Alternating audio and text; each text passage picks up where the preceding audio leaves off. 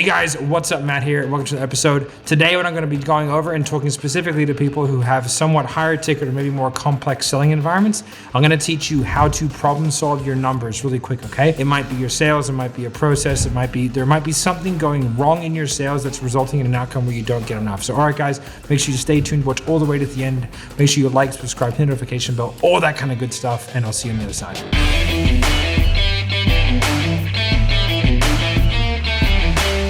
There's a couple of different things that you need to know whenever you're problem solving sales. So I go into sales teams a lot, I talk to them, okay? And I'm always trying to figure out, is it the closer? Is it the process? Is it the marketing? Something's going wrong. Some business owners come to me and say, oh, our sales team's terrible. They're closing at 15% or whatever. And I go, okay, well, let me listen to some of the calls. Now, sometimes those calls are really bad. Sometimes they're good. And I have to go back to them and say, yes, I think it's your sales team. Yes, I think it's your marketing, or yes, I think it's your process, or I think it's a combination of all of them. And I have to go through a process of elimination. But as a salesperson or as a business owner, there are a couple of things that you can do to really shorten that down. First of all is have a look at the process, okay? If you're getting lots of volume in, but it's not producing that many sales, you need to have a look at, okay, that front end volume, are we triaging? Are we going straight to sale? If we're selling something for $15,000, okay, and we're just going straight from DMs or straight from like a webinar straight into an hour-long sales call, that's not a very efficient means to do that, okay? It also doesn't give us very much feedback from a marketing, so I would put in a triage, put in a 15-minute unemotional call. That's gonna allow us to really see and dictate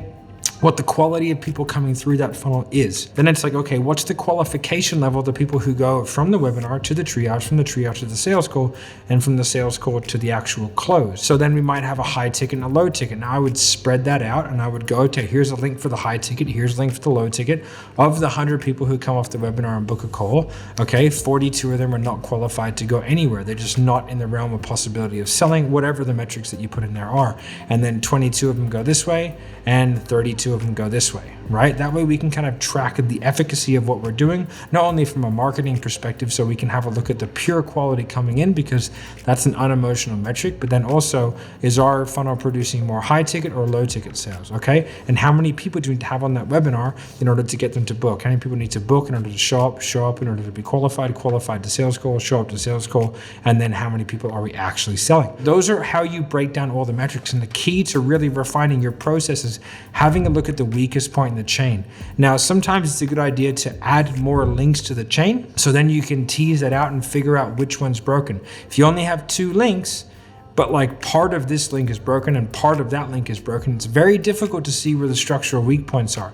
So add links, add some friction to your sales process, potentially lower your sales for that month, fix the process so you can scale it back out, knowing where the good things are in your business and where the bad things are in the front end of your business. So if you want me to do some more in-depth stuff on this, okay, then what I want you to do is comment in-depth sales process down below. And I am compiling all the videos that I have to do from all those comments that people have been putting down there, but we can really tease that out. It's a very, very in-depth subject, is to be able to figure out exactly where the sales process is going right, where it's going wrong. But if you just tease it out and think about it in a logical and put in some unemotional stopgaps there, then you'll be able to figure out exactly where you're going right and where you're going wrong. Then you just fix the lowest performing metric. All right, guys, I hope that was helpful. I hope that kind of helps you get to where you want to go. If you find this kind of content useful, make sure you comment down below. Let me know your feedback. If you need to go onto our website, it's salesniper.net. There's a whole bunch of free resources there, and we always have the Closing Code Facebook group, which is a great free resource where everyone can come in,